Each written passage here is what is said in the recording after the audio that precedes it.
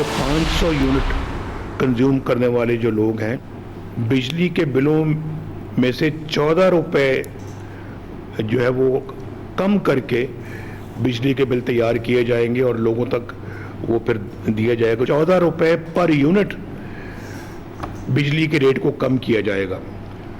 शाबाश मरियम, माशाअल्लाह, अल्लाह ताला कबूल फरमाए, बहुत अच्छी बात है। और ये जितना भी ये रिलीफ है जो हो सका है इन्होंने किया है।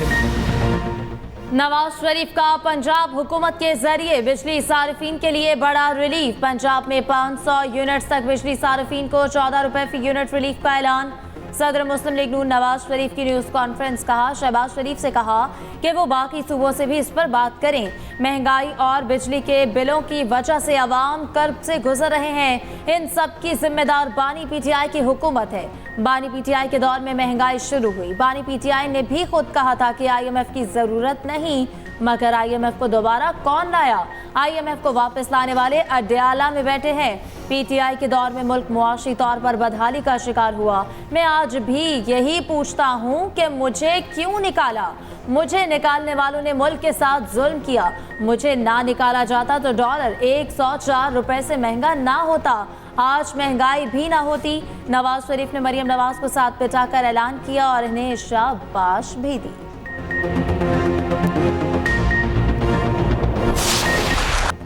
कौमी हीरो अरशद नदीम के एजाज़ में GHQ में तकरीब। Army chief general Nasir Munir ने गोल्ड मेडलिस्ट को खिराज तहसीन पेश किया। ISPR के मुताबिक अरशद नदीम के गोल्ड मेडल जीतने और ओलंपिक रिकॉर्ड कायम करने के कारनामे को सराहा गया। कौमी हीरो के आज़म को बेहतरीन कारकर्दगी का समर करार दिया। आर्मी चीफ ने गोल्ड मेडलिस्ट की मुतासिर कुन जदोजहद का भी जिक्र किया। जनरल नासिर मनीर ने कहा, पूरी कौम ने अरशद नदीम की कामयाबी को काबिल फ़ख्र अंदाज में सराहा। आर्मी चीफ ने अरशद नदीम की कामयाबी को कौमी फ़ख्र के तौर पर तस्लीम किया। तकरीब में खेलों की टीमों और लेजेंडरी ओलंपियंस की भी शिरकत। 1984 की ओलंपिक और कौमी हॉकी टीमें भी शरीक हुई। कौमी cricket team, street football team, army polo team ने भी शिरकत की। अरशद नदीम के रिश्तेदारों, साथी और कोचेस भी तकरीब का हिस्सा थे।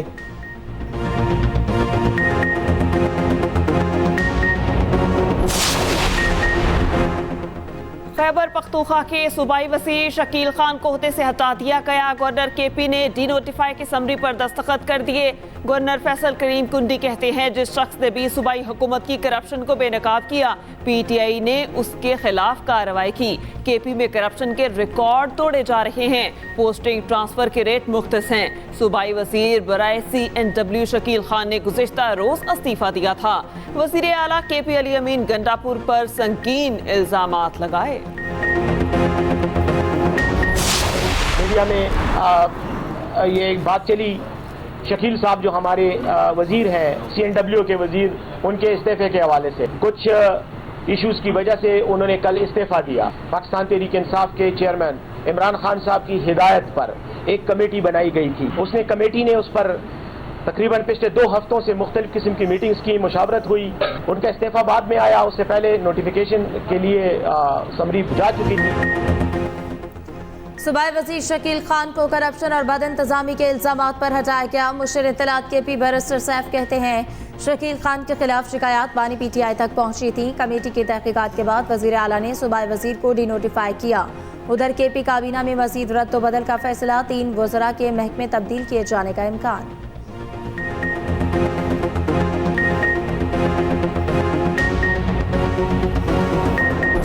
तहरीक इंसाफ और इमरान खान का सबसे बड़ा जो एक नैरेटिव, वो करप्शन का नैरेटिव था। वो था क्या? उनका था कि हम इस मुल्क में करप्शन खत्म करने आए हैं। जब इन्होंने हुकूमत ली, वहां नैब का इदारा बंद कर दिया गया। ये सब इल प्रैक्टिस में और करप्शन में इन्वॉल्व रहे हैं। फिर चाहे वो कोई भी हो, वो सीनियर पोस्ट पे हो या जूनियर पोस्ट पे, जहां पाकिस्तान की सॉवरेंटी पे, पाकिस्तान की एग्जिस्टेंस के ऊपर हमला करने की कोशिश करेगा तो उसको कड़े हाथों लेंगे। KP में बदउनवानी करने वालों के एहतसाब का कोई इदारा नहीं। सूबाई वजीर का इस्तीफा KP में बदउनवानी की दास्तान का मुंह बोलता सबूत है। रहनुमा मुस्लिम लीग नून दानियाल चौधरी की न्यूज़ कॉन्फ्रेंस। कहा PTI दौरे हुकूमत में बदउनवानी उरूज पर थी। वजीर इत्तलात पंजाब अज़मा बुखारी ने कहा नामई करने और कराने वालों का गैंग आहिस्ता आहिस्ता एक्सपोज हो रहा है। बानी PTI का नकाब उतरना शुरू हो गए। पाक फौज में खुद एहतसाबी का अमल खुश आइंद है। खान साहब पे 200 से ज़्यादा केसेस बनाए गए हैं। वो सारे केसेस सियासी बुनियादों पे बने हुए हैं। वो सियासी बुनियादों पे केसेस न सिर्फ ये कि इसकी इब्तिदा सियासत की बुनियाद है, बल्कि वो बेसलेस केसेस है, फ़कत तंग करने के लिए हैं और कंप्रोमाइज़ करने के लिए हैं। बानी PTI पर 200 से ज्यादा केसेस बनाए गए। तमाम केसेस सियासी बुनियादों पर बनाए गए। चेयरमैन PTI बैरिस्टर गोहर कहते हैं नैब सियासी इंतकाम का निशाना बनाते हुए तोशाखाना का नया केस बना रहा है। बानी PTI 27 साल से रूल ऑफ लॉ के लिए जद्दोजहद कर रहे हैं। लतीफ खोसा बोले इलेक्शन में हमारा इंतखाबी निशान छीना गया। हमें लेवल प्लेइंग फील्ड फराहम करने की बजाय फील्ड ही छीन ली गई।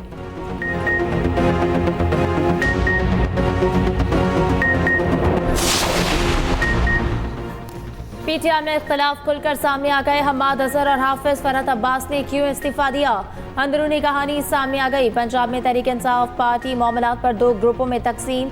हम्माद अजहर ने मामलात पर एतमाद में ना लिए जाने पर सूबाई सदारत का चार्ज छोड़ा। हम्माद अजहर मुखालिफ ग्रुप अली इम्तियाज वड़ाइच को पंजाब असम्बली में पार्लिमानी लीडर मुकर्रर कराने में कामयाब। हम्माद अजहर ग्रुप को उमर अयूब और शिबली फराज की हिमायत हासिल। हाफिज फरहत अब्बास मुखालिफ ग्रुप ने बानी PTI से मुलाकात करके हाफिज फरहत अब्बास को तब्दील कराया।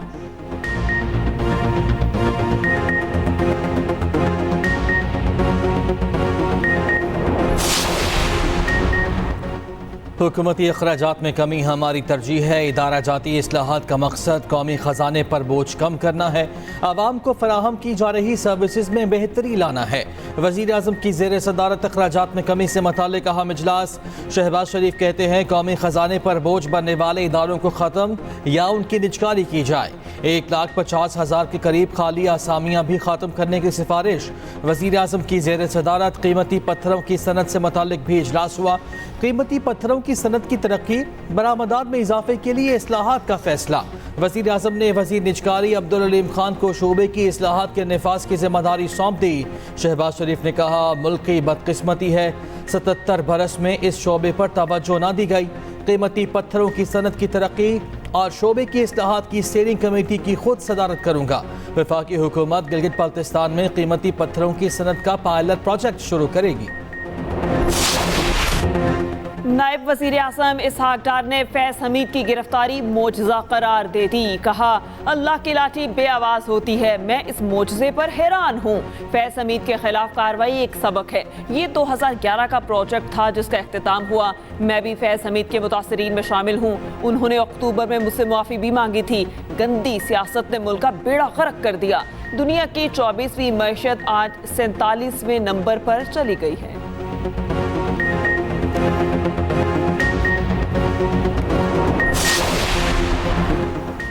PTI रहनुमा इकबाल आफरीदी का कि इलेक्ट्रिक की खातून के लिबास पर एतराज़। कौमी असम्बली कायमा कमेटी तवानाई के इजलास में कहा कि इलेक्ट्रिक की खातून जिस लिबास में शरीक वो काबिल एतराज़ है। इस तरह के लिबास में इजलास में शिरकत नहीं होनी चाहिए। ख्वातीन के लिबास के लिए SOPs होने चाहिए। चेयरमैन कमेटी ने इकबाल आफरीदी के मामले पर माजरत कर ली। वज़ीर इत्तलात अता तारड़ की ख्वातीन को हरासा करने की मजम्मत। कहा ख्वातीन को हरासा करना किसी सूरत काबिल कबूल नहीं। तहरीक इंसाफ इकबाल आफरीदी के खिलाफ एक्शन ले। रहनुमा पीपल्स पार्टी शेर रहमान की भी लिबास एतराज़ की मजम्मत। कहा इकबाल आफरीदी का खातून के लिबास पर एतराज़ अफसोसनाक है। खातून अपनी काबिलियत और अहलियत की वजह से इस मकाम पर पहुंची होंगी। कमेटी रुकन को एहतराम करना चाहिए था।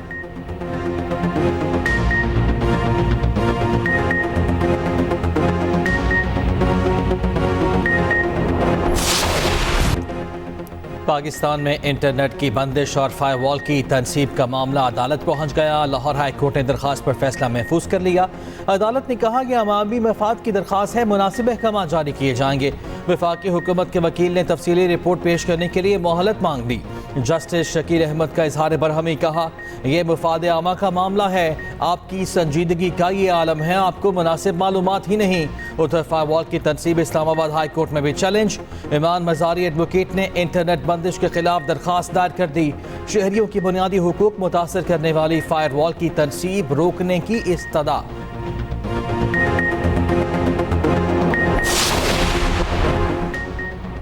सुप्रीम कोर्ट में बुशरा बीबी और नजम साकिब मुबैना ऑडियो लीक केस की समाअत के लिए मुकर्रर। जस्टिस अमीनुद्दीन खान और जस्टिस नईम अफगान 19 अगस्त को समाअत करेंगे। वफाकी हुकूमत ने इस्लामाबाद हाई कोर्ट के फैसले के खिलाफ सुप्रीम कोर्ट से रुजू कर रखा है।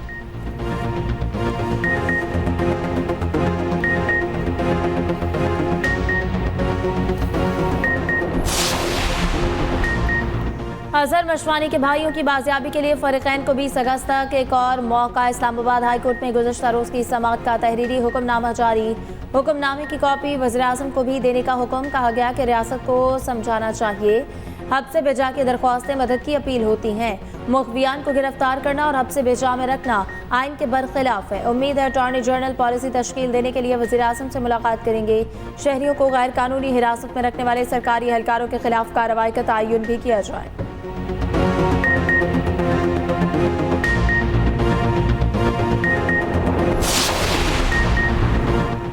बिजली की 3 तकसीमकार कंपनियां निजकारी के लिए तैयार। सेक्रेटरी पावर डिवीजन के मुताबिक आइस्को, गैपको और फेस्को निजकारी के पहले मरहले में शामिल।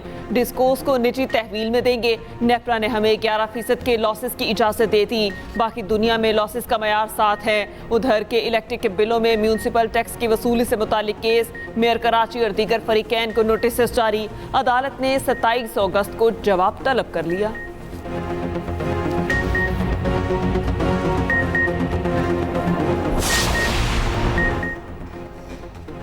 साबिक आईजी जेल खानाजाद सलीम शाहिद बेग गिरफ्तार। जरा के मुताबिक साबिक आईजी जेल को हसास इदारों से करीबी राबतों पर हिरासत में लिया गया।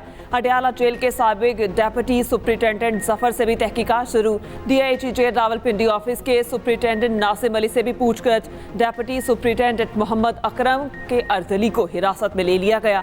अडयाला जेल का एक वार्डर और हेड वार्डर भी जेर हिरासत। बांग्लादेश क्रिकेट टीम का कज़ाफी स्टेडियम लाहौर में 3 रोज़ा प्रैक्टिस सेशन खत्म। मेहमान फास्ट बॉलर शरीफुल इस्लाम का कहना है कि बेहतरीन प्रैक्टिस इंतजाम पर पीसीबी के शुक्रगुजार हैं। पाकिस्तान की बैटिंग मजबूत लेकिन हमारे पास बेहतरीन बॉलर्स हैं। बाबर आजम की विकेट लेना ख्वाब है। मेहमान टीम कल लाहौर से इस्लामाबाद पहुंचेगी। 3 दिन रावलपिंडी स्टेडियम में प्रैक्टिस करेगी। उधर पाकिस्तान टेस्ट स्क्वाड का रावलपिंडी क्रिकेट स्टेडियम में ट्रेनिंग सेशन। खिलाड़ियों ने नेट प्रैक्टिस की। पाक बांग्लादेश पहला टेस्ट मैच 21 अगस्त से रावलपिंडी में शुरू होगा।